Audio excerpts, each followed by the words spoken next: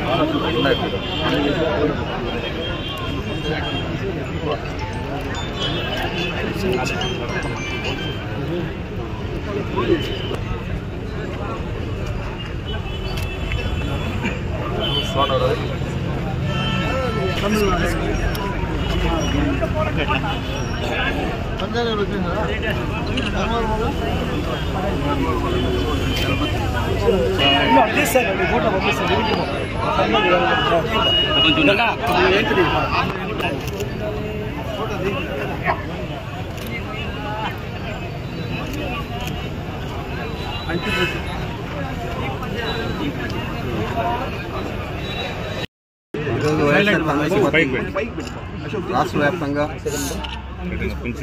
Fee reimbursement మీద అదేవిధంగా నిరుద్యోగ యువతకు 20 లక్షల ఉద్యోగాలు కానీ లేకపోతే నెలకు 3,000 రూపాయల చొప్పున నిరుద్యోగ వృత్తి కానీ ఇస్తామని ఏదైతే హామీ ఇచ్చాడో చంద్రబాబు నాయుడు వాటిని కూడా నెరవేర్చాలా. తప్పనిసరిగా విద్యార్థులందరికీ కూడా పేద విద్యార్థులందరికీ కూడా వైఎస్ రాజశేఖర రెడ్డి గారు దివంగత ముఖ్యమంత్రి కల్పించిన ఫీజు రీయింబర్స్మెంట్ ద్వారా చాలామంది డాక్టర్లు అయ్యారు, ఇంజనీర్లు అయ్యారు, పెద్ద పెద్ద చదువులు చదువుకొని పెద్ద పెద్ద ఉద్యోగాలు చేస్తూ ఉన్నారు. మరి దాన్ని 93% పెంచి 93% విద్యార్థులకు ప్రైవేటు కాలేజెస్లో కానీ మరి ప్రభుత్వ కళాశాలల్లో కానీ మొత్తం 93% విద్యార్థులకు ఉచితంగా ఫీజు రీయింబర్స్మెంట్ ఇచ్చి వారు చదువుకునేదానికి జగనన్న విద్యా దీవెన, జగనన్న వసతి దీవెన ద్వారా మరి అనేక రకాల 5 సంవత్సరాల్లో సేవలు అందించడం జరిగింది. మరి ఈరోజు 5వ త్రైమాసికం జరుగుతూ ఉన్నా కూడా ఈరోజు ఫీజు రీయింబర్స్మెంట్ ఇచ్చే పరిస్థితి లేదు. అటు పేద విద్యార్థులు చదువుకునేదానికి అవకాశం ఇవ్వకుండా ఇటు యాజమాన్యాలు కాలేజ్ యాజమాన్యాలు కూడా ఇబ్బంది పడే పరిస్థితి ఈరోజు ఈ ప్రభుత్వంలో కలిగింది.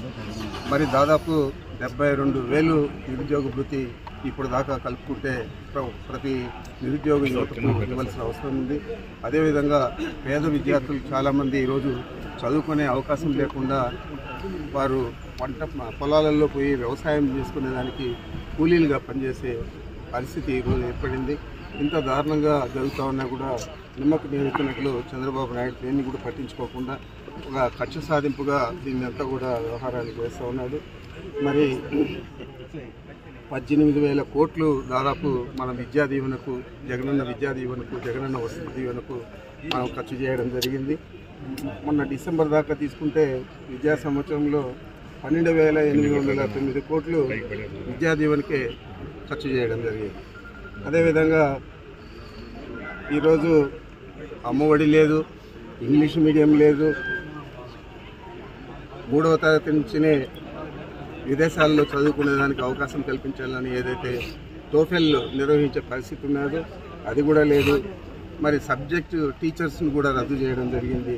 ఈ విధంగా సిబిఎస్ఈ కానీ సిబిఎస్ఈనే కాకుండా ఐబీ ద్వారా కానీ 8వ తరగతి పిల్లలకు ట్యాబ్లు, బైజూస్ కంటెంట్ ఇవేవి కూడా లేవు. ఈరోజు పూర్తి స్థాయిలో అందరినీ కూడా నిరాశకు గురి చేసి విద్యార్థులందరూ కూడా చదువుకునేదానికి ఇబ్బందికరమైన పరిస్థితులను కల్పించి ఈరోజు ఈ ప్రభుత్వం విద్యార్థుల మీద, వాళ్ళ తల్లిదండ్రుల మీద కక్ష సాధింపుగా పనిచేస్తూ ఉందని చెప్పి మీ అందరికీ కూడా తెలియజేస్తూ ఉన్నాను. ఈరోజు దాదాపు 7,200 కోట్లు 20 లక్షల ఉద్యోగాలు కానీ లేకపోతే వారికి నిరుద్యోగ భృతి ఇవ్వాలంటే సంవత్సరానికి 7,200 కోట్లు ఖర్చు చేయాల్సి ఉంటుంది. మరి ఒక పైసా కూడా ఇప్పుడు దాకా ఖర్చు చేయలేదు. మరి భారతదేశంలో ఏ రాష్ట్రంలో కూడా ఒకేసారి ప్రభుత్వం దాదాపు 8,000 కోట్లు ఖర్చు చేసి 17 మెడికల్ కాలేజీలు తీసుకొస్తే దాంట్లో 5 మెడికల్ కాలేజీలు పూర్తి కూడా చేసి అడ్మిషన్స్ కూడా అవకాశం కల్పించారు. వాటిల్లో దాదాపు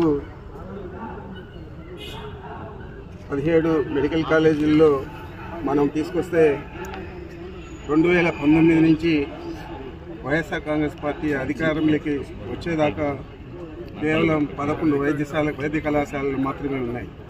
మరి ఇలాంటి పరిస్థితుల నుంచి దాదాపు ప్రతి జిల్లాకు ఒక మెడికల్ కాలేజ్ తీసుకొస్తే వాటిని ప్రైవేటు పరం చేయడం, దారాదత్తం చేయడం సమంజసం కాదు. తప్పకుండా ఈ ప్రభుత్వం విరమించుకోవాలా. ఈ కళాశాలలంతా కూడా, వైద్య కళాశాలలన్నీ కూడా ప్రైవేటు వ్యక్తులకు అప్పచెప్పే పరిస్థితి నుంచి ప్రభుత్వమే రన్ చేయాలని చెప్పి కూడా మీకు మనవి చేస్తా ఉన్నాను.